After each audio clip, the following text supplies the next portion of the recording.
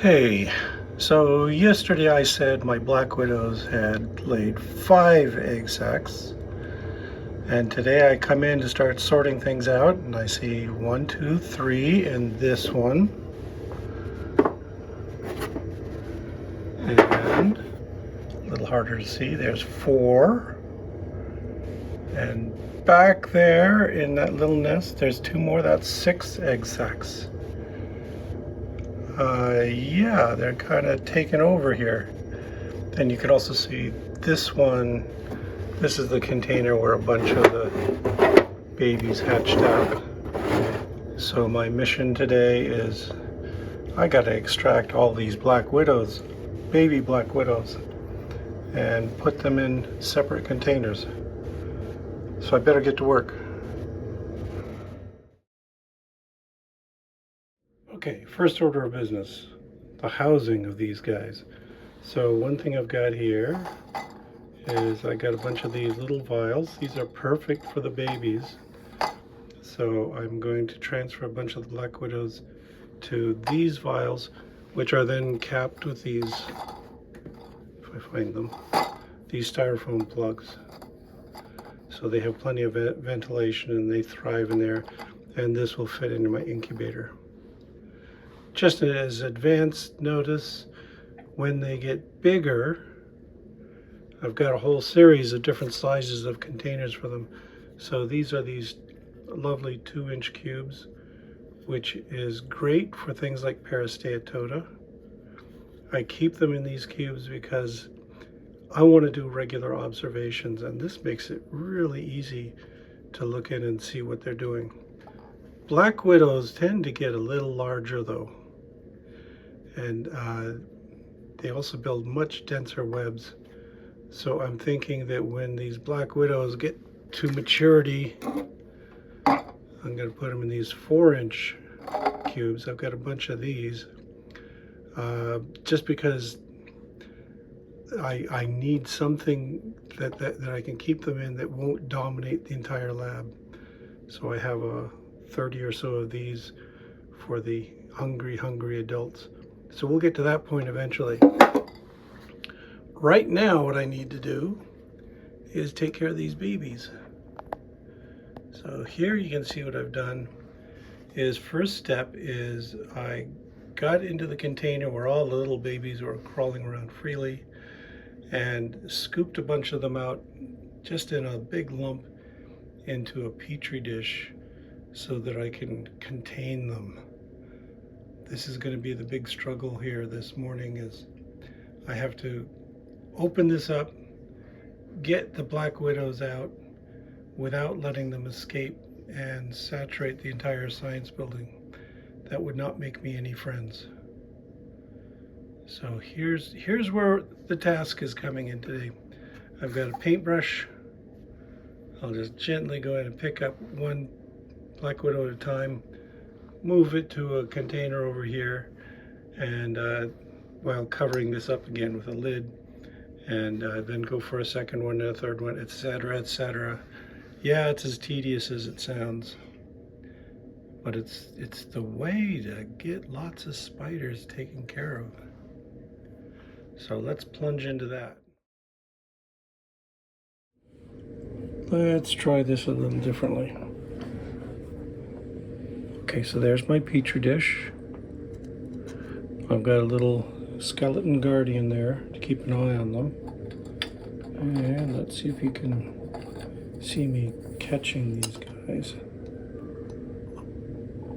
Lid goes off. Going with the paintbrush. Scoop up one. Oh, that went nicely.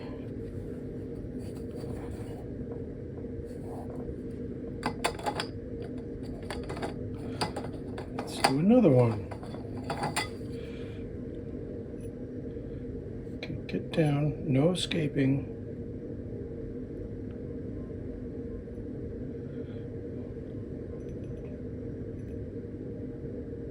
Okay, so I'm trying to do is snare them by a little bit of the silk drag line they leave behind, and then I can lift them up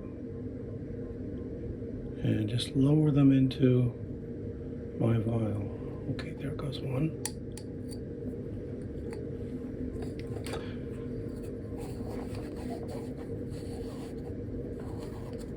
Yell if you see any escape. The whole point here is I don't want them to get away. Okay, there's another one. Come on.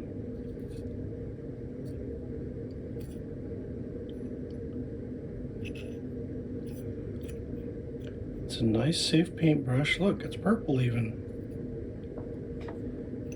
Come on.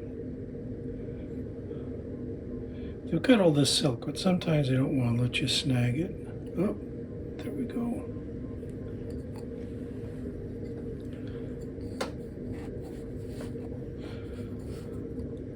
So I got this little batch here in this petri dish, and then once I've put those in vials, oh, come back. Once those have been put in vials, then I gotta go get some more. Seriously, this is a big job because it's not just this little mass of spiders. It's many more that need to get new homes. And then what I generally do is I leave them in the vial overnight, and then I come back the next day, and that's when I drop Drosophila in there.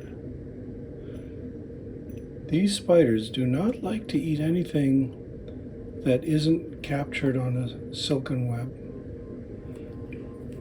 So you have to wait until they've built a web, crude and simple as it will be, in order to feed them.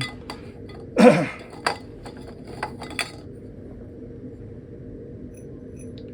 see you over there. Come on.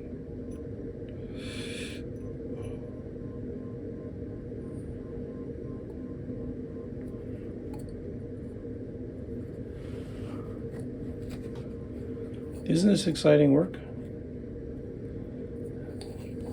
I try to tell my students, yeah, you're going to love it. Come in here and work with spiders. They're so sweet and gentle and finicky.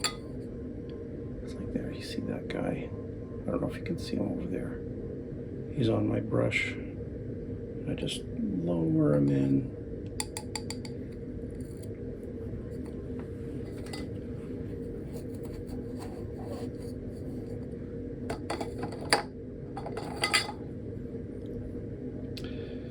Yeah, so out of this clutch I expect to get, it looks like maybe 60 or 70.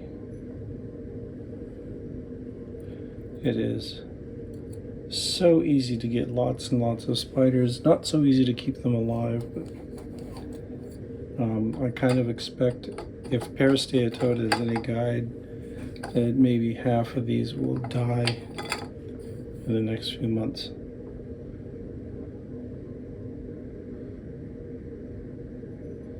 Sometimes they just can't get enough food, or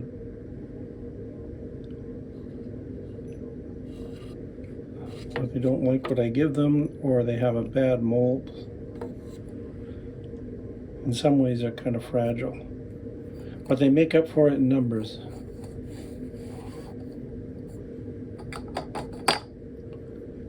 Okay, come on. I see you over there.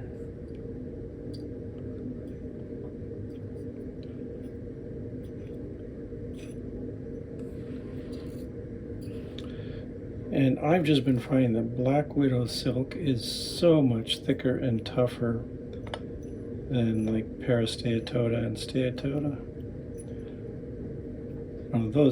They have fragile little webs. It's pretty easy to break. These guys have webs like steel.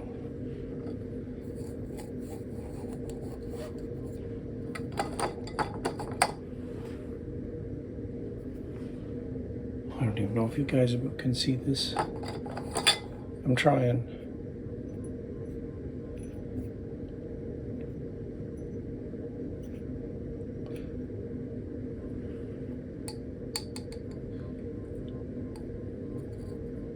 Okay, that's probably enough. I'll have to edit this down as much as I can anyway.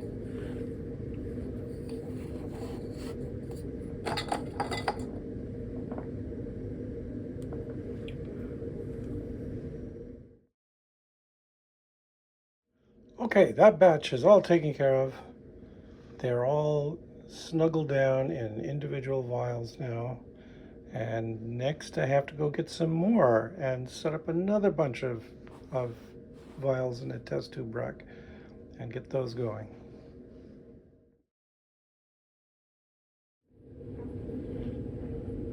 Okay, trying to give you a sense of scale, but everybody won't hold still. I've got one on my hand. Okay, maybe you can see them there. Focus. There we are. Adorable, yes?